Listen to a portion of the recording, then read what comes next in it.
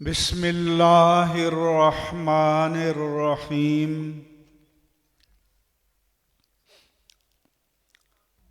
الحمد للہ وحدہ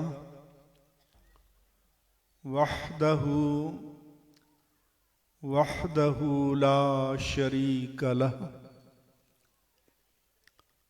ازلی ابدی لا اول له ولا آخر له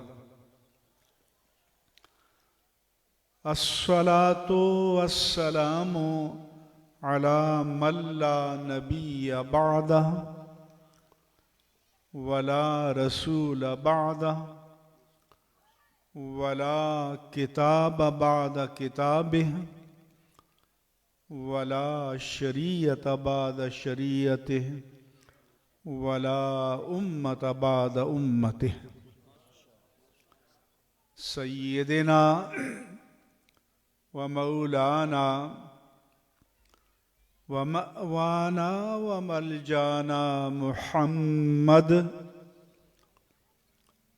وعلى آلہ الطیبین الطاہرین وعلى صحابته الصدیقین الصادقین وعلى كل من تبعهم بإحسان إلى يوم الدین وبعد۔ جامعہ محمدیہ اور جامع مسجد محمدیہ کے بانی اور محتمم حضرت علامہ حافظ قاری مفتی پیر مبشر اقبال قادری صاحب دامت برکاتہم العالیہ اور صدر مجلس حضرت علامہ استاذ العلماء پیر مہدی صاحب قادری دامت برکاتہم، ناظم تعلیمات جامعہ قادریہ رضویہ جلال پور، اسٹیج پر میرے دائیں بائیں اور سامنے رونق افروز قابل صد احترامات و تکریمات حضرات علماء کرام، خطباء اہل سنت، مدرسین کرام، ائمہ کرام،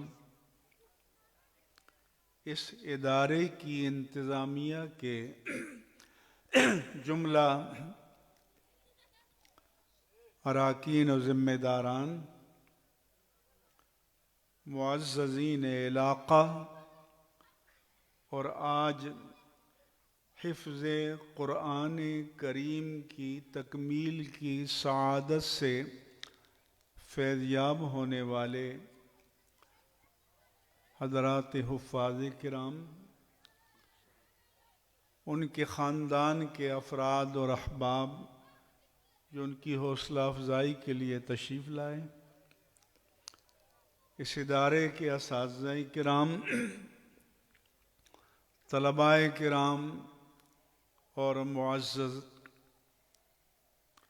حاضرین جلسہ، السلام علیکم ورحمۃ اللہ وبرکاتہ۔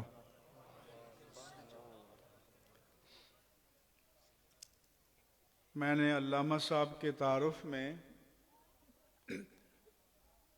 پیر اس لیے کہا ہے کہ یہ خلیفہ مجاز بھی ہیں،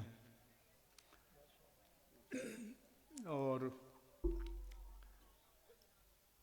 میری خواہش ہے کہ علماء ہی کو پیر ہونا چاہیے یا پیروں کو عالم بننا چاہیے؟ وقت ہوا تو اس پر بھی گفتگو کروں گا.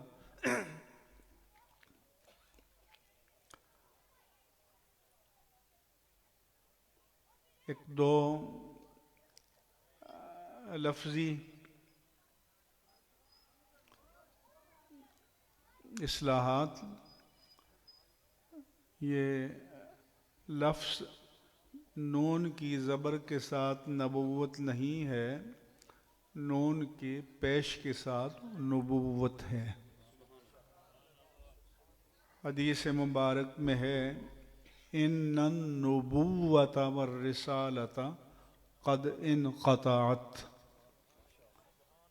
کہ میرے بعد نبوت و رسالت کے اجرا کا معاملہ منقطع ہو چکا ہے اور ختم ہو چکا ہے. چونکہ پورے پاکستان میں آپ کی زبان پر چڑھ گیا ہے تو چھوڑنا آسان نہیں ہے، لیکن توجہ دی جائے تو اچھا ہوگا. دوسرا، ہمارے یہاں پنجاب میں اشتہار چھپتے ہیں تو نیچے لکھا ہوتا ہے پرنسپل جامع ہاضہ، اور اشتہار کہیں پول پہ لٹکا ہوتا ہے. وہاں تو ہاضہ کا مشارن لے نہیں ہوتا، اس لیے پرنسپل یا بانی یا محتمم جامعہ کا نام لکھا کرے. یہ بھی عادت بن گئی ہے ہمارے لوگوں کی، اور ہمارے علامہ صاحب کی آواز بھی بڑے کڑاکے دار ہے تو مجھے لگتا ہے کہ یہ زبردست خطابت بھی فرماتے ہوں گے یقیناً. میری آواز تو آپ کو پتہ ہے مریل سی ہے. دوسری میری گزارش یہ ہوتی ہے کہ نعرے نہ لگائیں مگر میری گزارشات کو توجہ سے سنیں.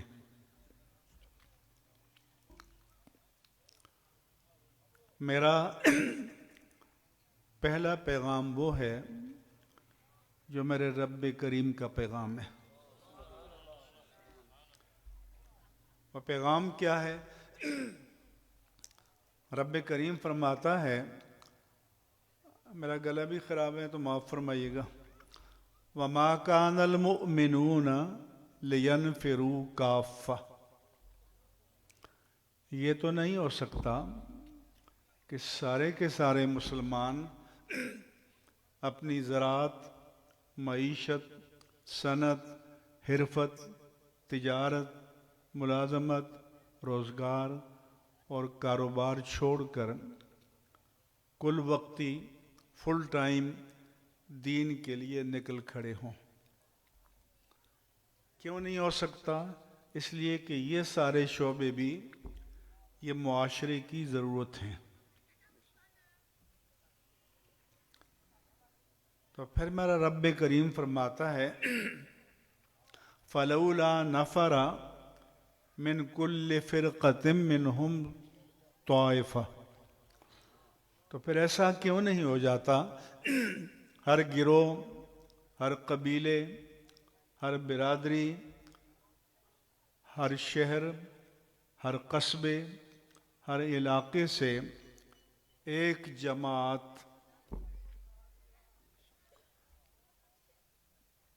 کل وقتی اپنے آپ کو دین کے لیے وقف کر کے نکل کھڑی ہو. انگریزی میں کہتے ہیں کہ with all devotion and dedication،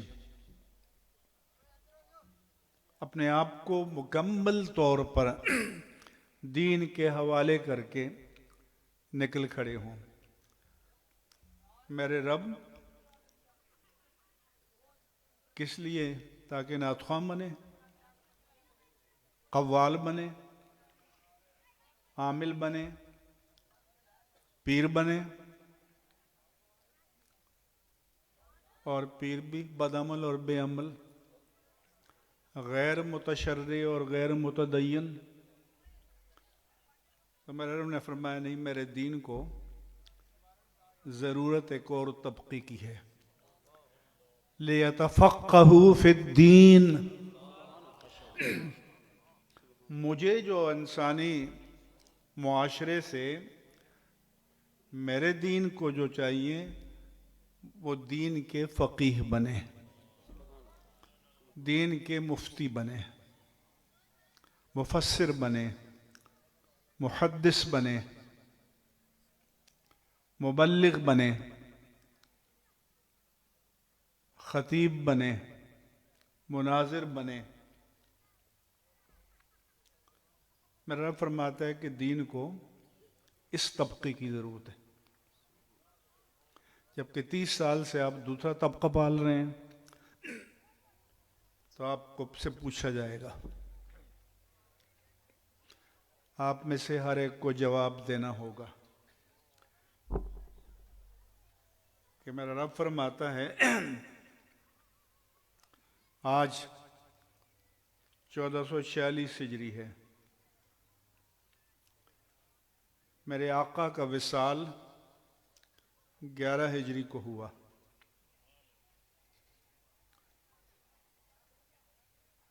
تو 1435 سال سے قرآن پکار رہا ہے اس امت کو، اس قوم کو. میرا رب پکار رہا ہے کہ میرے دین کو علماء کی ضرورت ہے. آپ کہتے نہیں قوالوں کی ضرورت ہے.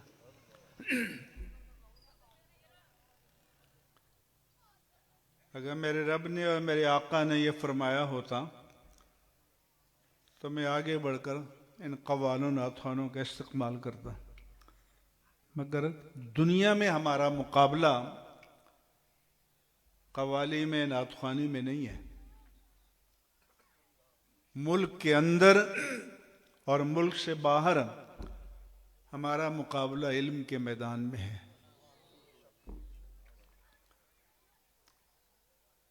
اگر یہ قوال و نعتخواں کافی ہیں تو جب چیلنج آئے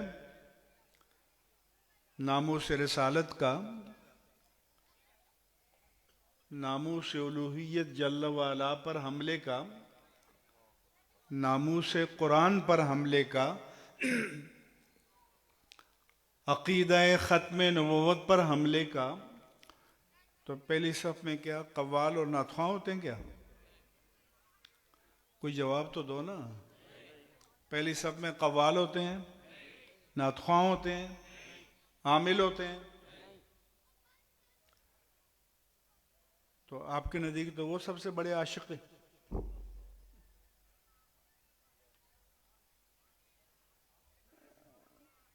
تو اللہ فرماتا ہے کہ وہ دین کے فقیہ بنے، لِيُنذِرُوا قَوْمَهُمْ إِذَا رَجَعُوا إِلَيْهِمْ، تاکہ فقیہ اور عالم بن کر جب واپس اپنی قوم میں جائیں اپنی قوم کو اللہ کے عذاب سے ڈرائیں.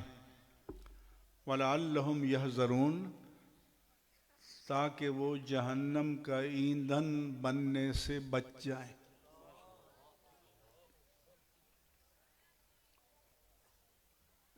اگر میرے رب نے یہ فرمایا تو بھئی قوالوں کے بنگلے بنانے ہیں، نعتخوانوں کے بنگلے بنانے ہیں، تو میں بھی اس آواز میں شامل ہو جاتا.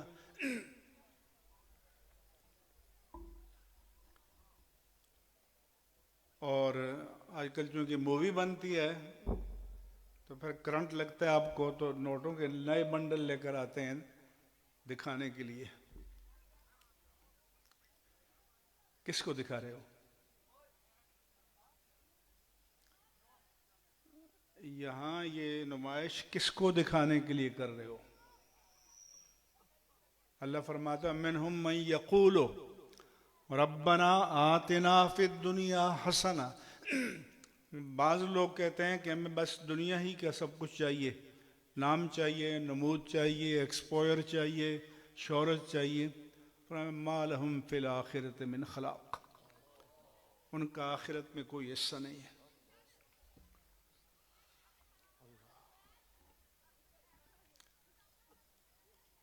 تو ایک میرا آپ سب سے سوال ہے، کیونکہ میں تو اس مارکیٹ کا آدمی نہیں ہوں کہ میں بار بار آؤں گا، لیکن آپ پر اللہ کی حجت قائم کر کے جاؤں گا۔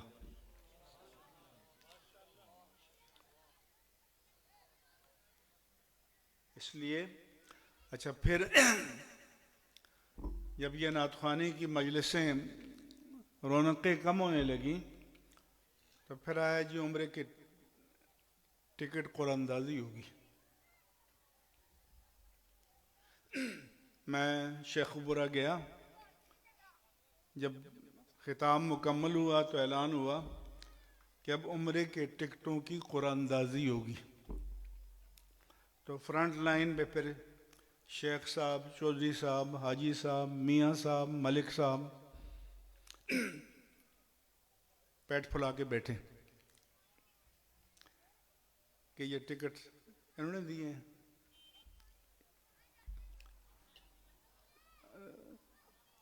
تو میں نے کہا کہ اگر تم نے اللہ کے لیے عمرہ کرانا ہوتا تو کسی نیک بندے کو تلاش کرتے، رب کو پتہ ہوتا اور تمہیں پتہ، رب کو تو پتہ ہی ہے، اس کو پتہ ہوتا اور تمہیں پتہ ہوتا۔ یہاں اس شان کو کس کے لیے دکھا رہے ہو؟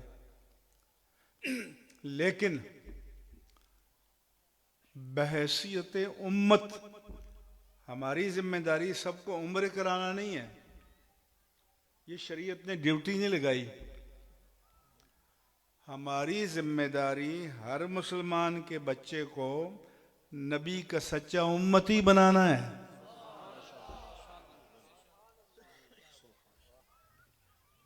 اور اس کا ذریعہ علم ہے۔ لیکن آپ ایک مجلس میں نعت خوانوں پر اتنے نوٹ لوٹائیں، نوٹ کہ پورا مہینہ جو اللہ کے کلام کی تفسیر پڑھائے، اللہ کے رسول کی حدیث پڑھائے، فقہ پڑھائے، قرآن پڑھائے، اس کو تو مہینے کے بعد بھی آپ نہ دیں۔ ایک رافضی قسم کا نعت خواں نے ٹی وی پر بتایا، پوچھا کہ ایک رات میں زیادہ سے زیادہ کتنا ملا؟ کہا 25 لاکھ۔ مجھے نہیں معلوم سچ بولا ہے جھوٹ بولا ہے، لیکن 25 لاکھ میں تو ایک بہترین ادارہ چل سکتا ہے۔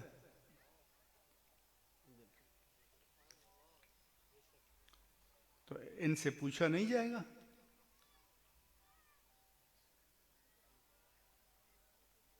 کیونکہ دنیا کا کام جب کرتے ہو تو آپ کی کھوپڑی، آپ کا دماغ خوب کام کرتا ہے، اور جب دین کے لیے کرو تو آپ کا دماغ کام ہی نہیں کرتا، وہیں اٹھا کے پھینکتے ہیں۔ اور پھر یہ نعت خواں، یہ قوال جتنا خلاف شرع شعر پڑھیں اتنی آپ داد دیں گے، اتنے آپ نوٹ پھینکیں گے۔ مثلا آپ کا اسٹار قوال نصرت فتح علی خان، وہ انڈیا میں جا کے بمبے میں ہندوؤں کے مجلس میں پڑھتا ہے، نہ تیرا خدا کوئی اور ہے نہ میرا خدا کوئی اور ہے، یہ جو راستے ہیں جدا جدا یہ معاملہ کوئی اور ہے۔ یعنی میرا رحمان اور تیرا رام کوئی دو الگ چیزیں نہیں ہیں۔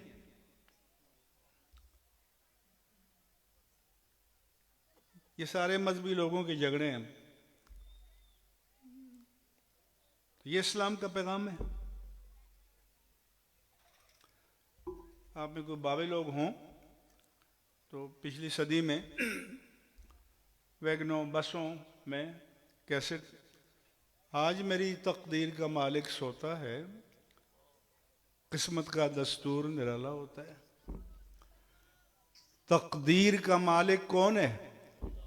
زور سے جواب دو۔ تقدیر کا مالک کون ہے؟ اللہ سوتا ہے؟ لیکن یہ جب بچے کے منہ میں ڈالا جائے گا تو دین بچے گا؟ تو قرآن میں فرماتا ہے کہ لا تأخذہ سنۃ ولا نوم، نہ اس سے اونگ آتی ہے نہ اس سے نیند آتی ہے۔ پھر نعت خواں، کیونکہ اس کی نظر آپ کی جیب پر ہوتی ہے، اس لیے کہتا ہے یہ شعر حاجی صاحب کی نظر، یہ سیٹھ صاحب کی نظر، یہ چودھری صاحب کی نظر، یہ میاں صاحب کی نظر، یہ ملک صاحب کی نظر، کیونکہ اگر اوپر سے نوٹ آئیں تو اللہ کی نظر کرے، نوٹ تو ادھر سے نکلنے ہیں۔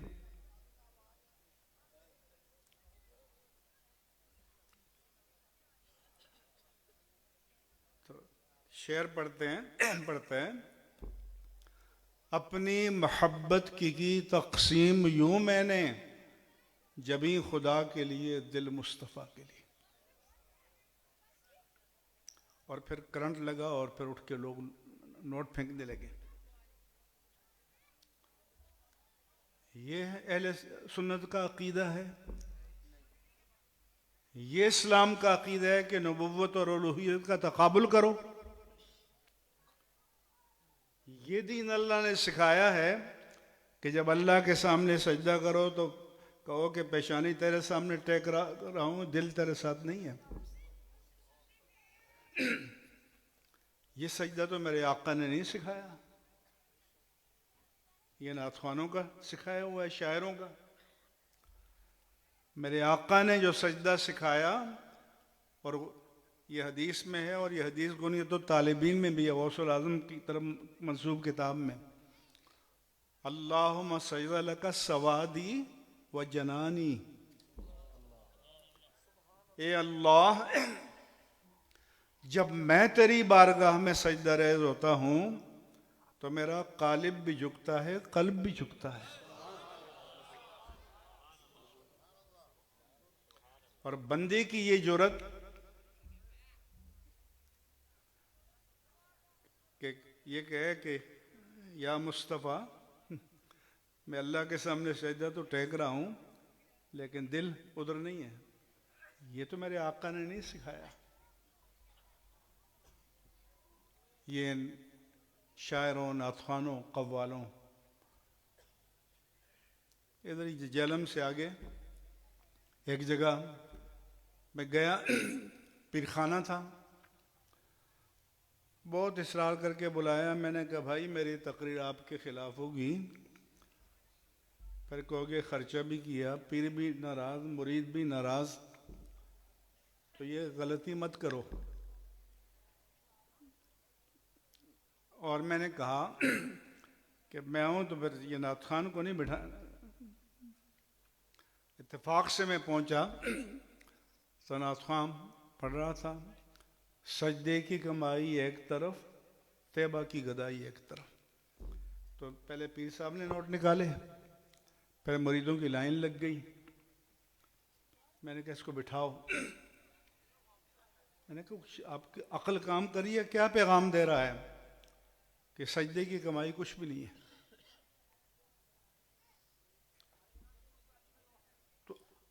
تو طیبہ اور طیبہ والے کی گدائی اگر سجدے کی کمائی نہیں ہے تو اور کیا ہے؟ طیبہ والے کس لیے آئے تھے؟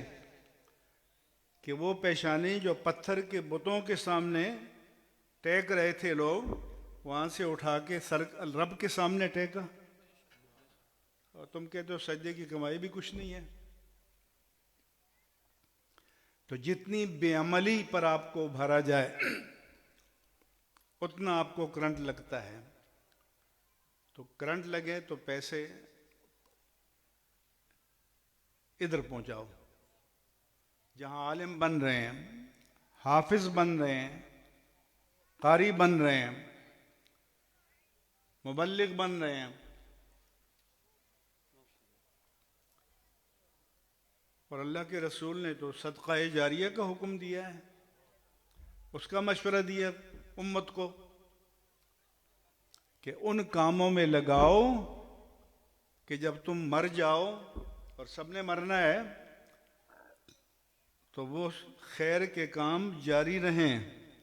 مثلا جامع مسجد محمدیہ میں لگایا، لگانے والے تو مر جائیں گے، ایک وقت آئے گا، لیکن مسجد تو قیامت تک قائم رہے گی، جامع محمدیہ تو قیامت تک قائم رہے گا.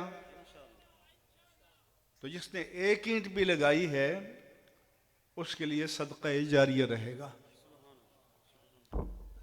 ایک تو میرا یہ پیغام ہے کہ علماء کے ساتھ جڑ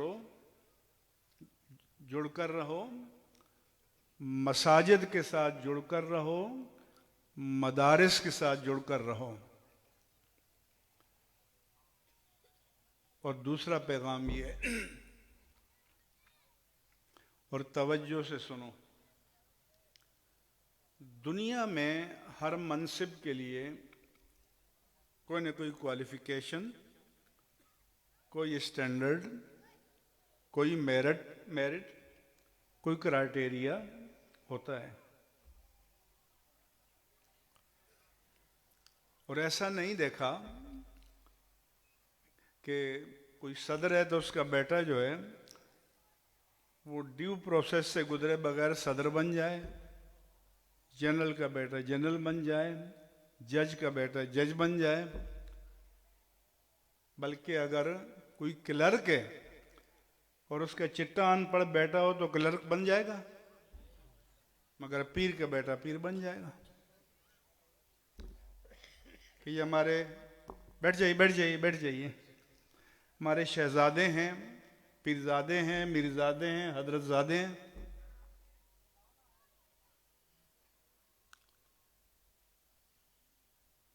اور آج کل کے ہمارے خطبہ اور نعت خواں مل کر جو ٹرائکا بنتا ہے نا، ہارورڈ یونیورسٹی امریکہ کے MBA مارکیٹنگ، کیا مارکیٹنگ کریں گے جو یہ کرتے ہیں.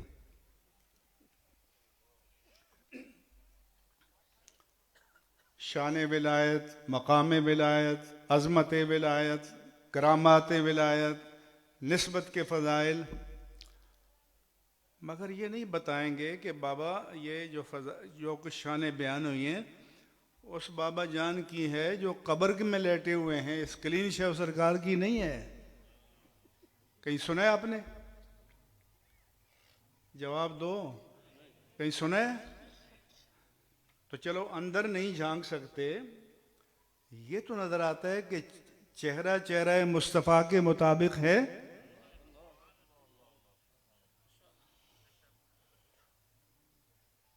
تو آپ کے زوال کے اسباب موجود ہیں آپ کے اندر.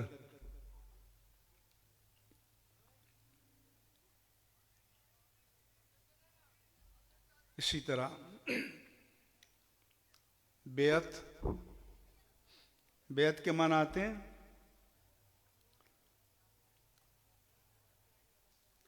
یہ زمینیں خریدتے بیچتے ہو نا تو سیل ڈیڈ ہوتی ہے، اس کو بے نامہ کہتے ہیں.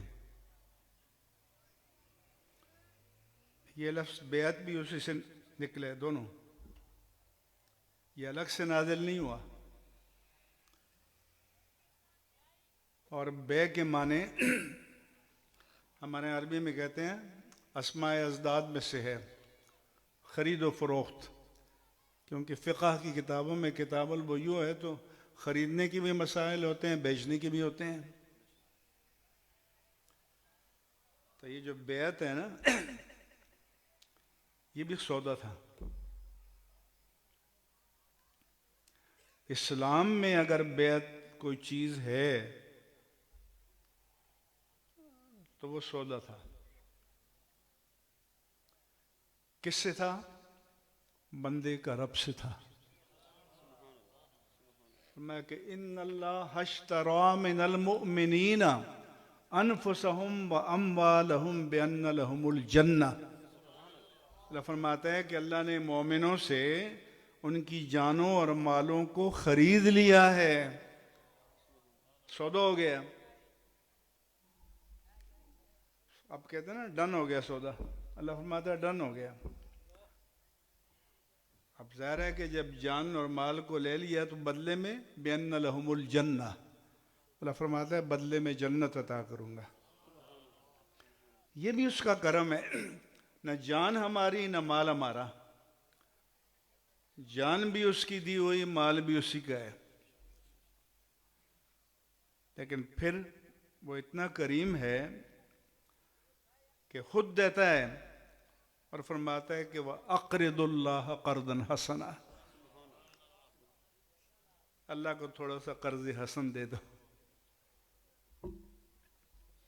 یہاں اٹھ کے کوئی سوال کرے مجھے 10,000 چاہیے اور کوئی دل والا نکال کے دے دے، اور پھر وہ دل والا کہے چلو بابا 100 روپے مجھے دے دو یا 500 دے دو، میں گھر پہنچ جاؤں، اور وہ کہے میں نہیں دیتا، تو کہیں گے کتنا کمینہ ہے، اس نے 10,000 دے دیے۔ اور یہی کمینہ پن بندہ رب کے ساتھ کرے تو کبھی احساس ہوتا ہے؟ یہ قوم پوری زکوٰۃ دیتی ہے، یہ قوم پورا عشر دیتی ہے، یہ قوم پورے حقوق دیتی ہے، تو فرمایا کہ بیعت تو یہ ہے، فرمایا یقاتلون فی سبیل اللہ فیقتلون ویقتلون، اللہ کی راہ میں جہاد کرتے ہیں، کبھی مارتے ہیں کبھی مارے جاتے ہیں۔ پھر اللہ فرمایا تھا کہ فَاسْتَبْشِرُوا بِبَيْعِكُمُ الَّذِي بَایَعْتُمْ بِهِ، تم نے جو اللہ فرماتا ہے مجھ سے سودا کیا ہے اس پر بشارت سنو، کتنا اچھا سودا ہے۔ اس لیے کہا شاہ نے کہ یہ شہادت گہے الفت میں قدم رکھنا ہے، لوگ آسان سمجھتے ہیں مسلمان ہونا۔ تو اسلام میں پہلے بیعت علی الاسلام تھی، ہجرت کا وقت آیا تو بیعت علی الہجرہ، جہاد کا وقت آیا تو بیعت علی الجہاد، اور پھر ایک مرحلہ آیا کہ اللہ نے اپنے حبیب کریم کو فرمایا یا ایھا النبی اذا جاءک المؤمنات یباینک علی الا یشرکن باللہ ولا یسرقن ولا یزنین ولا یقتلن اولادہن ولا یعصینک فی معروف، بیچ میں ہے کہ ولا یأتین ببہتان یفترینہ بین ایدیہن وارجلہن۔ تو میرا رب فرماتے ہیں مومنات صحابیات کے لیے کہ پیارے حبیب اگر یہ مومنات صحابیات آپ سے بیعت کرنے کے لیے آئیں، اور آج کے پیروں کی طرح ہاتھ میں ہاتھ نہیں ہوتا تھا عورت کا، یا تو ٹب میں آپ پانی ڈالتے، ایک طرف آپ ہاتھ ڈالتے اور دوسری طرف وہ ڈالتی، یا چادر پکڑاتے،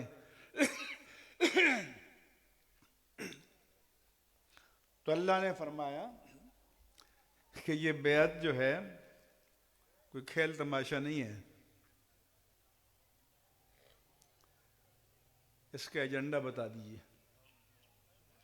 اس بیعت کا ایجنڈا ہے، اس کا منشور ہے، اس کا دستور ہے، اس کا پیمان ہے کہ اگر آپ سے ان شرائط پر بیعت کریں کہ اللہ کے ساتھ کسی کو شریک نہیں ٹھہرائیں گی، چوری نہیں کریں گی، بدکاری نہیں کریں گی، بہتان ترازی نہیں کریں گی، اپنی اولاد کو افلاس کے ڈر سے قتل نہیں کریں گی، اور نیک کاموں میں آپ کی نافرمانی نہیں کریں گی، اگر یہ 6 پوائنٹ ایجنڈا ان صحابیات کو قبول ہو تو فبایعہن، اے حبیب ان کی بیعت لے لیجیے۔ آج کوئی پیر ایجنڈا پیش کرتے ہیں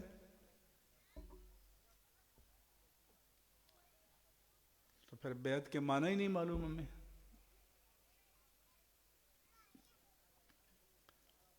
اس لیے جب صلح حدیبیہ کے موقع پر بیعت ہوئی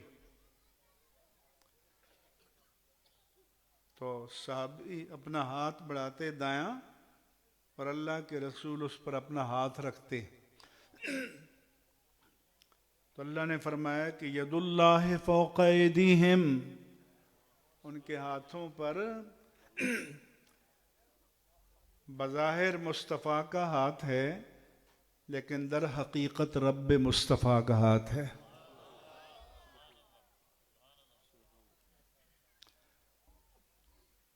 اور فرمایا کہ لقد رضی اللہ عن المؤمنین اذ یبایعونک تحت الشجرہ، اے پیارے حبیب جو درخت کے نیچے حدیبیہ کے مقام پر، جسے آج کل شمیسیہ کہتے ہیں، بیعت کر رہے تھے، تو اللہ ان سے راضی ہو چکا۔ یہ پاسٹ ٹینس ہے، ماضی کا صیغہ ہے۔ یہ نہیں فرمایا کہ میں راضی ہوتا ہوں، یہ بھی نہیں فرمایا کہ میں راضی ہوں گا، فرمایا آلریڈی پلیزڈ، راضی ہو چکا۔ ہماری جو سیل ڈیڈ ہوتی ہے نا، تو ابھی آپ لین دین کر رہے ہوتے ہیں، یہ 5 مرلے کا پلاٹ مثلا 25 لاکھ کا ہے، لیکن لکھتے ہیں کہ پرچیزڈ، باٹ اینڈ سولڈ، ماضی کے ساتھ۔ تو یہ کانٹریکٹس کو ماضی کے ساتھ اس لیے لکھتے ہیں، ہو تو اب رہا ہے لیکن اتنا قطعی ہے کہ جیسے پہلے سے ہو چکا۔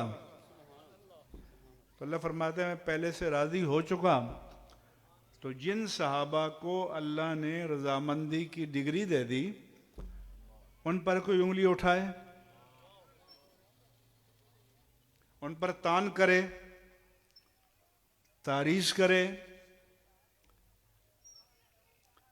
تو یہ کس کی سرٹیفکیٹ کو رد کر رہا ہے؟ جو رب نے جاری کیا ہے قرآن میں، قیامت تک کے لیے ہے۔ اور آپ سن لیتے ہیں، آپ برداشت کر لیتے ہیں۔ تو یاد رکھنا، اہل سنت و جماعت میں کوئی ناسبی نہیں ہے، کوئی خارجی نہیں ہے۔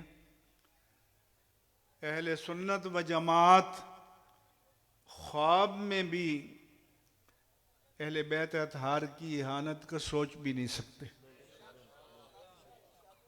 کوئی سوچ سکتا ہے؟ بولو۔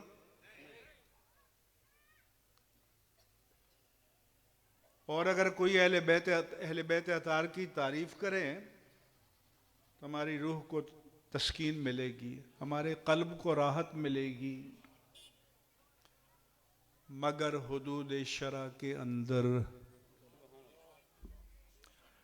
حدود شرع کو کراس کرنے کی اجازت نہیں ہے، اللہ کے رسول نے اپنے لیے بھی نہیں دی۔ فرمایا کہ لا تطرونی کما اطرت النصارى المسیح ابن مریم، خبردار جس طرح نصارہ نے مسیح ابن مریم عیسیٰ علیہ السلام کے بارے میں مبالغہ کیا اور مقام نبوت و رسالت سے اٹھا کر ابن اللہ کہہ دیا، اللہ کا بیٹا کہہ دیا، ثالث و ثلاثہ کہہ دیا، میرے آقا نے فرمایا خبردار، میرے لیے اس کی اجازت نہیں ہے۔ ریڈ لائن کراس کرنے کی اجازت نہیں ہے۔ انی عبداللہ و رسولہ، میں اللہ کا بندہ اور اس کا رسول ہوں۔ اور آج تو جس کو جو مرضی کر دو۔ تو حدود شرع کے اندر اہل بیت اطہار کی ثنا، مدح، تعریف، شان بیان کرنا ہمارے دین کا، ایمان کا تقاضا ہے۔ یہ کوئی اختلافی مسئلہ اہل سنت میں نہ کبھی اختلافی مسئلہ تھا، نہ ہے، نہ کبھی ہوگا۔ لیکن اس کی آڑ میں اگر کوئی صراحتاً، اشارتاً، کنایتاً، تعریضاً، توریتاً صحابہ کی توہین کرے گا تو یہ قابل قبول نہیں ہے۔ یہ علماء کی ذمہ داری ہے کہ ممبر سے پیغام دیں لوگوں کو، بلیک میل نہ ہو، بلیک میل ہونے کی ضرورت نہیں ہے، ہم حق پر کھڑے ہیں۔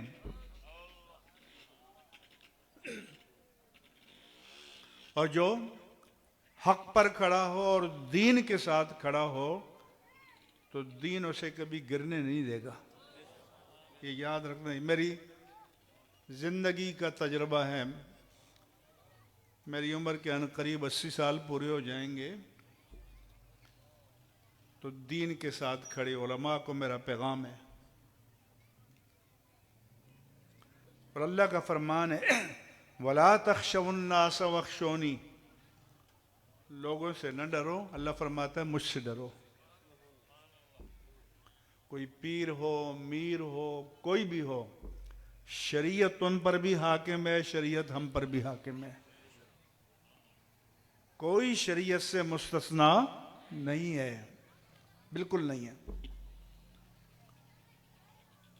اس لیے آپ کے سامنے علماء کی ڈیوٹی بھی لگا رہا ہوں۔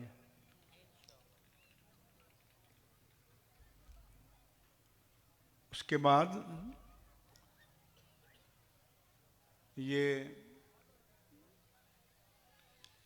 ادارہ ہے، حافظ بنے ہیں، ان کا سینہ، ان کا ذہن اللہ کے کلام کا خزینہ بنا ہے۔ یہ بڑے خوش نصیب ہیں، یہ بڑے سعادت مند ہیں۔ قرآن کی تو حفاظت اللہ نے کرنی ہے، وہ خوش نصیب ہے جیسے اللہ اس عبادت کے لیے چن لے، اس کے ماں باپ بھی خوش نصیب ہیں۔ اور آج کل تو نعت خوانی کی طرح قرات کو بھی آرٹ بنا لیا گیا ہے، یہ ایکو کے بغیر تو نہ نعت خوان نعت پڑھتا ہے نہ قاری۔ اور اگر کوئی قاری ایک سانس میں پوری سورت پڑھ لے تو آپ کہتے ہیں اللہ، لفظ ایک بھی پلے نہ پڑا ہو، کوئی مسئلہ نہیں، سانس لمبی ہو۔ تو یہ قرآن جو ہے تنفس، بریدنگ، سانس کی پریکٹس کے لیے نہیں نازل ہوا۔ کسی حدیث میں نے نہیں پڑھا، یہ بڑے بزرگ ہیں، انہوں نے پڑھا ہو تو یہ بتا دیں۔ ہاں، اللہ کے رسول نے فرمایا زینوا القرآن باصواتکم وحسنوا القرآن باصواتکم، اپنی آوازوں سے قرآن میں حسن پیدا کرو، زینت پیدا کرو۔ حضرت طلق سے پوچھا گیا کہ یہ جو اللہ کے حبیب فرماتے ہیں کہ اپنی آوازوں سے قرآن میں حسن پیدا کرو، یہ کیسے پیدا ہوتا ہے؟ تو انہیں فرمایا کہ لمبی سانس سے لے لے۔ فرمایا الذی یقرأ وأریت یخشی اللہ،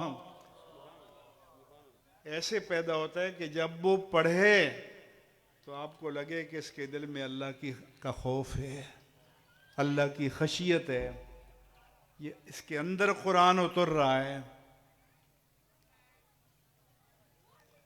فرمایا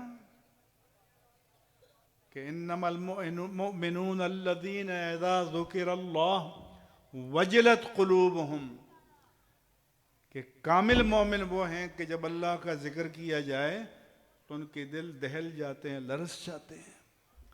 وَإِذَا تُلِيَتْ عَلَيْهِمْ آيَاتُهُ زَادَتْهُمْ ایمانا، جب ان پر قرآن کی آیات کی تلاوت کی جاتی ہے تو ان کے ایمان کو طاقت ملتی ہے، قوت ملتی ہے۔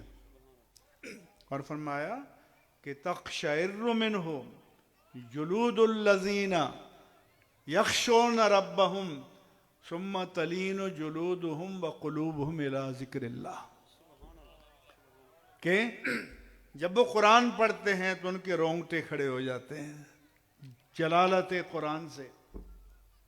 فرمایا پھر ان کی کھالیں اور ان کے دل اللہ کے ذکر کے لیے نرم ہو جاتے ہیں. اس لیے قرآن آپ بھی پڑھو، اور چاہے ایک رکوع روز پڑھو،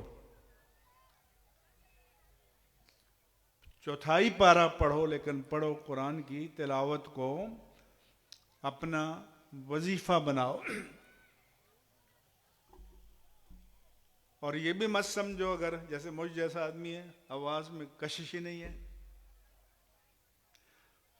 تو اللہ کے رسول نے ان کو بھی تسلی دی ہے. فرمایا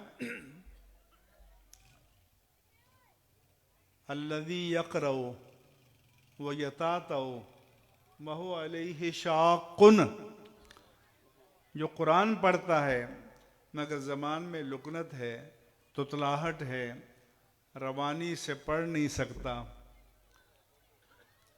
تو روانی سے پڑھنے والے کو 1 اجر دوں گا، تو میں لکنت سے پڑھنے والے کو 2 اجر عطا کروں گا.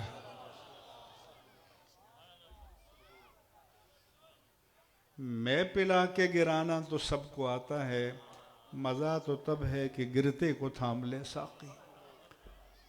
ان اللہ یرفع بہ اقواما ویضع بہ آخرین، جو اس قرآن سے جڑ جائیں اللہ ان کو سربلند کرتا ہے، اور جو اس قرآن سے رشتہ توڑ دیں ان کو پستی میں گرا دیتا ہے. تو قرآن کے ساتھ بھی جڑو، اور مدارس کے ساتھ بھی جڑو، مساجد کے ساتھ بھی جڑو، علماء کے ساتھ بھی جڑو. اور اگر کوئی پیران طریقت عالم بھی ہے، عامل بھی ہے، متشرع بھی ہے، متدین بھی ہے، ہمارے سر آنکھوں پر، ہم دل سے اکرام کریں گے. لیکن شریعت کے معیارات سے استثناء کسی کے لیے نہیں ہے. تو ایک دوسرا کہ پہلا مشورہ تو یہ ہے کہ اللہ نے 4 بیٹے دیے ہیں، تو ایک اللہ کے دین کو دے دو. جیسے بھی میں نے شروع میں آیت پڑھی. اور اگر آپ یہ نہیں کر سکے تو جن ماں باپ نے اپنے بچوں کو پال پوس کر اللہ کے دین کے لیے یہاں دیا ہے انہیں گود لے لو، ان کی کفالت کرو، ان کا خرچہ اٹھاؤ. میرے پاس لوگ آتے ہیں جی ایک طالب علم کا خرچہ، میں نے کہا جو مفتی کورس کر رہا ہے 10,000 روپے، جو عالم حافظ کورس کر رہا ہے 8,000 روپے. آپ کے گیس بجلی کے بل بھاری ہیں تو مدارس اور مساجد کے نہیں ہیں کیا؟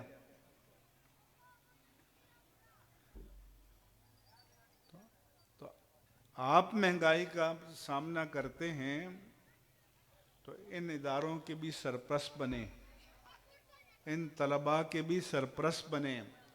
کسی کے باپ کا، ماں کا، عزیز کا انتقال ہو جائے تو آ جاؤ ایک کہ تم آپ کے ایصال ثواب کے لیے اس بچے کا خرچہ میں اٹھاؤں گا جب تک یہ حافظ بن جائے، قاری بن جائے. اور آپ کے جو مجذوب ہے نا، آپ یورپ امریکہ پہنچ جائیں، مجال ہے جو آپ کا ذہن بدلے. ہاں بنگلے وہاں بھی، بنگلے یہاں بھی، یہ تبدیلی تو آ جاتی ہے. گاڑیاں وہاں بھی، گاڑیاں یہاں بھی. میں وہاں بھی جا کے بتاتا ہوں بھی ذہن تمہارا نہیں بدلا. جس گاؤں سے آئے تھے 3ری نسل ہے وہیں کھڑے ہیں، وہاں سے دنیا پر حکومت ہو رہی ہے. وہ یہ جنگ اخبار کا اردو ایڈیشن لندن سے شائع ہوتا ہے، تو میں اب تو لوگوں نے اخبار پڑھنا ہی چھوڑ دیا ہے، لیکن میں کوئی 10-15 سال پہلے یو کے گیا تو اخبار میں اشتہار دیکھا الو کے پپوٹے کے کالے خون سے تعویذ لکھا جائے گا، فیس 50 پاؤنڈ، عامل بابا گجرانوالا، یہ لندن میں بیٹھ کے گجرانوالے کے عامل بابا کی ہے، کیا بات ہے وہاں، یہاں بیٹھ کر بھی ڈیمانڈ ہے الو کی، الو شاید ادھر پائے جاتے ہیں۔ اس لیے دین کو سمجھو، دین کی ترجیحات کو سمجھو، وقت کے تقاضوں کو سمجھو، اور یہ کہ ہمیں اللہ کے لیے، اللہ کے رسول کے لیے اور دین کے لیے دینا ہے تو کہاں دیں؟ اس کا ریٹرن مجھے آخر میں کہاں ملے گا، کتنا ملے گا، کیا ملے گا؟ اس لیے اس کے بعد ایک حدیث آپ کو سنا دیتا ہوں جو علامات قیامت میں سے بھی ہے۔ رسول اللہ صلی اللہ علیہ وآلہ وسلم نے فرمایا، اذا اتخذ الفیء دولا، جب قوم کے خزانے کو ذاتی جاگیر بنا لیا جائے گا، والامانۃ مغنما، قومی امانتوں کو مال غنیمت سمجھ کر لوٹا جائے گا، والزکوٰۃ مغرما، اور زکوٰۃ کو تاوان سمجھ کر دینے سے انکار کر دیا جائے گا، وَأَقْصَى الرَّجُلُ أَبَاهُ وَأَدْنَى صَدِيقَهُ، ایک شخص باپ کو دور کرے اور دوست کو قریب کرے، وَعَقَّ الرَّجُلُ أُمَّهُ وَأَطَاعَ امْرَأَتَهُ، ایک شخص ماں کا نافرمان بن جائے اور بیوی کا فرما بردار بن جائے، وَتُعُلِّمَ لِغَيْرِ الدِّينِ، اور دین کا علم دین کی سربلندی کے لیے نہیں بلکہ اپنی دنیا رچانے اور بسانے کے لیے حاصل کیا جائے، وَأُكْرِمَ الرَّجُلُ مَخَافَةَ شَرِّهِ، اور معاشرے میں تکریم ہو کسی کی، معاشرے میں کوئی ریسپیکٹیبل آنریبل ہو تو علم کی بنیاد پر نہیں، تقوی کی بنیاد پر نہیں، کردار کی بنیاد پر نہیں، بلکہ اس بنیاد پر کہ آپ کو کتنا نقصان پہنچا سکتا ہے، اپنی جان بچانے کے لیے آپ عزت کریں۔ کیا اس دور سے گزر رہے ہیں نہیں گزر رہے؟ اور میں نے ایک لطیفہ یا حقیقہ جو بھی سمجھے کہ کسی جگہ تھانے دار صاحب کا کتا مر گیا تو گاؤں کے لوگ آئے تعزیت کرنے، بڑا اچھا تھا، نسل کا بلٹیری تھا، یہ تھا وہ تھا، بڑا افسوس ہوا۔ جب تھاندار مر گئے تو کوئی نہیں آیا، کیونکہ کتا مرا تو اس کے پاس آپ کو نقصان پہنچانے کی طاقت تھی، وہ مر گیا تو ختم ہو گیا بستی کے خوف۔ تو علم کی تکریم کرو، تقوی کی تکریم کرو، کردار کی تکریم کرو، علم کی تکریم کرو گے تو معاشرے میں علم کو فروغ ملے گا، کردار کی تکریم کرو گے تو معاشرے میں کردار کو فروغ ملے گا۔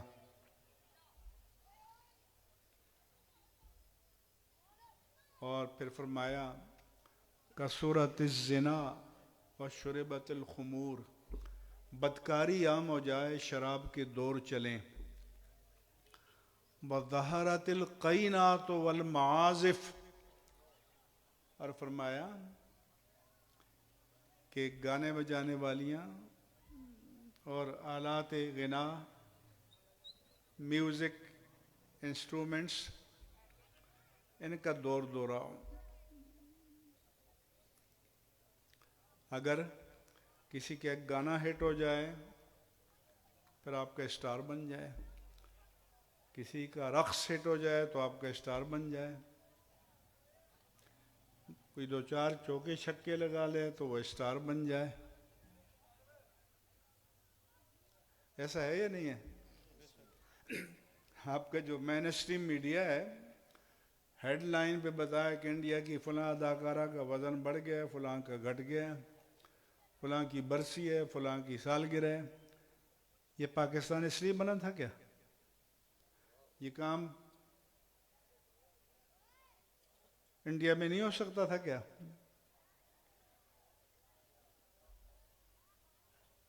اس لیے تو جب آپ ان کو اسٹار بنا لیں گے اور جو اللہ کے رسول آپ کو اسٹارز دے کر گئے تھے ان کو چھوڑ دو گے۔ اللہ کے رسول نے فرمایا تھا کہ اصحابی کالنجوم، میرے صحابہ تمہارے ستارے ہیں، فَبِأَيِّهِمْ اقْتَدَيْتُمْ اهْتَدَيْتُمْ، جن کے پیچھے چلو گے ہدایت کی منزل کو پالو گے۔ مگر ان کو چھوڑا قوم نے اور ان کو اپنا ہیرو بنا لیا، تو پھر نتیجہ کیا نکلے گا؟ میں هُنَاكَ زَلَازِلَ وَخَسْفًا وَمَسْخًا وَرِيحًا حَمْرًا، پھر زلزلے آئیں گے، زمین میں دھسائے جاؤ گے، صورتیں بگاڑی جائیں گی، سرخ ہوائیں چلیں گی۔ وَآيَاتٍ تَتَابَعُ كَنَظْمِ سِلْكٍ انقطع، اور جس طرح موتیوں کی لڑی ٹوٹ جائے، ایک ایک موتی گرتا ہے، پھر نشانیاں ایک ایک کر کے ظاہر ہوں گی۔ تو اپنی بھی خبر لو، اپنے گھرانوں کی بھی خبر لو، اپنے بچوں کی بھی خبر لو۔ اسٹار موبائل، وہ اپنا اسمارٹ موبائل تو اب لا کے دے دیتے ہیں، کبھی سیرت مصطفیٰ کی کتاب بھی ہاتھ میں پکڑائیے بچے کے، تو قرآن کی طرف لاؤ ان کو، سیرت مصطفیٰ کی طرف لاؤ۔ اس لیے جب میں ان مجالس میں نوجوانوں کو دیکھتا ہوں یا مساجد میں دیکھتا ہوں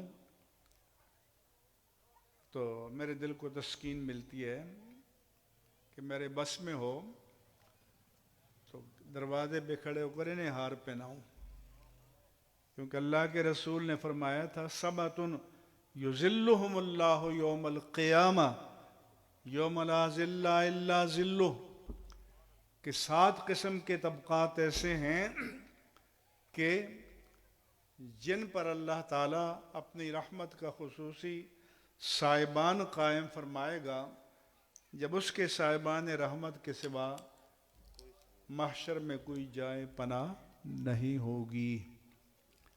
اس میں سے ایک شاب نشا فی عبادت اللہ عز وجل، وہ نوجوان کہ جس نے عین ابھرتی ہوئی جوانی میں اپنے دن اللہ کی عبادت میں گزارے ہوں۔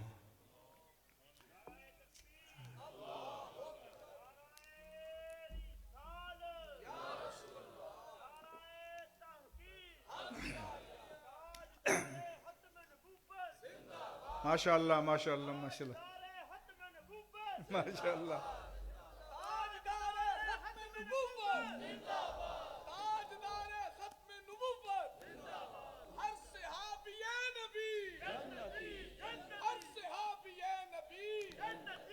تو حضور نے فرمایا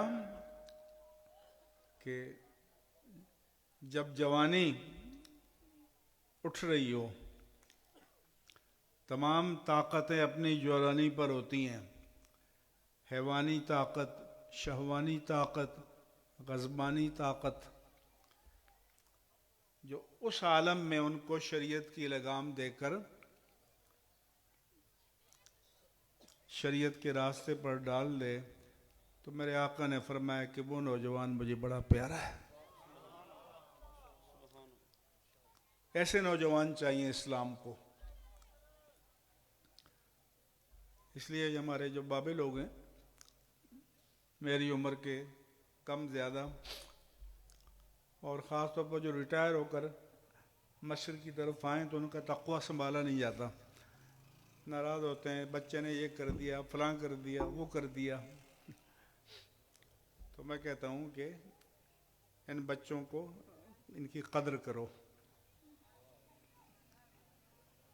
ان کی حوصلہ افزائی کرو، ان سے پیار کرو۔ میرے آقا ان سے پیار فرماتے تھے، آپ بھی پیار کرو۔ اور فرمایا کہ رجل قلبہ معلق بالمساجد، ایک طبقہ ان لوگوں کا ہوگا کہ جب ایک وقت کی نماز پڑھ کر جائیں گے، گھر جائیں گے، بچوں میں جائیں گے، مسجد میں جائیں، بازار میں جائیں گے، دکان پر جائیں گے، کھیت پر جائیں گے، لیکن فرمایا کہ دل کو مسجد میں چھوڑ کر جائیں گے۔ دل مسجد میں اٹکا رہے گا کہ کب دوبارہ بلاوا آتا ہے اللہ کا، حی علی الصلاۃ، اور پھر میں چل پڑوں اللہ کے لیے۔ مسجدیں ہماری بنتی ہیں، نمازی دوسرے ہوتے ہیں۔ کیونکہ آپ کو یہ سکھایا ہے کہ نعت خوانوں قوالوں پر نوٹ پھینکو تو آپ عاشق ہو گئے، سال بھر کے لیے فارغ، یہ کہاں سے ہے؟ یہ عشق کا معیار کس نے بتایا ہے؟ قرآن پڑھو، حدیث پڑھو، دین کو پڑھو، دین کو سمجھو۔ اس لیے ابھی میں نے لکھا بھی تھا، امریکہ میں 10 دن کے لیے گیا، کہ یہاں جو ہمارے نوجوان ہیں تو ان کا یہ ہے کہ بھئی رنگ تو ہمارا کالا یا گندمی ہے، لیکن گوروں سے 10 سال آگے نکل جائیں۔ اس کے مقابلے میں وہاں جو نوجوان ہیں، جو بہک گئے سو بہک گئے، جو دین پر قائم رہے، وہ آپ سے اور مجھ سے 100 درجے اچھے ہیں۔ وہاں میں نے قوم کی بیٹیوں کو حجاب میں بھی دیکھا ہے، پردے میں بھی دیکھا ہے۔ ہمارے یہاں تو سب اتار رہے ہیں۔ اس لیے آخری پیغام،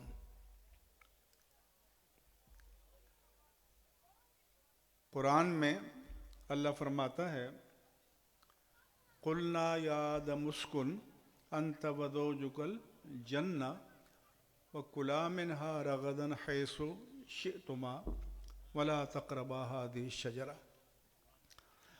ہم نے کہا اے آدم، تم اور تمہاری بیوی جنت میں رہو، جدھر چاہو جاؤ، کھلا ڈولا کھاؤ پیو، لیکن ایک ریسٹرکشن، ایک بائنڈنگ، ایک پابندی، اس درخت کے قریب نہ جانا۔ قرآن فرماتا ہے فَأَزَلَّهُمَا الشَّيْطَانُ، شیطان نے بہکا دیا، پھسلا دیا، وہ چلے گئے۔ اور شیطان کا حربہ کیا تھا؟ قرآن کہتا ہے اس کا حربہ یہ تھا وَمَا نَهَاكُمَا عَن تِلْكُمُ الشَّجَرَةِ إِلَّا أَن تَكُونَا مَلَكَيْنِ أَوْ تَكُونَا مِنَ الْخَالِدِينَ۔ کہ آپ کو پتہ ہے آپ کو اس درخت سے کیوں روکا گیا ہے؟ اس کا پھل کھا کر فرشتے بن جاؤ گے، دائمی زندگی مل جائے گی۔ وَقَاسَمَهُمَا إِنِّي لَكُمَا لَمِنَ النَّاصِحِينَ، اور قسمیں کھا کر یقین دلاتا رہا کہ میں تو آپ کا ویل وشر ہوں، آپ کا بھلا چاہتا ہوں، آپ کی بھلائی چاہتا ہوں، آپ کا فائدہ چاہتا ہوں۔ آج بھی جتنے بھی شیطان کے چیلے ہیں وہ ویل وشر کے روپ میں آتے ہیں، وہ آپ کے بہی خواہ خیر خواہ بن کر آتے ہیں. تو یہ کوئی نیا حربہ نہیں ہے، یہ ڈے ون سے شیطان کا ہی حرب ہے. مگر ایجنڈا کیا تھا شیطان کا؟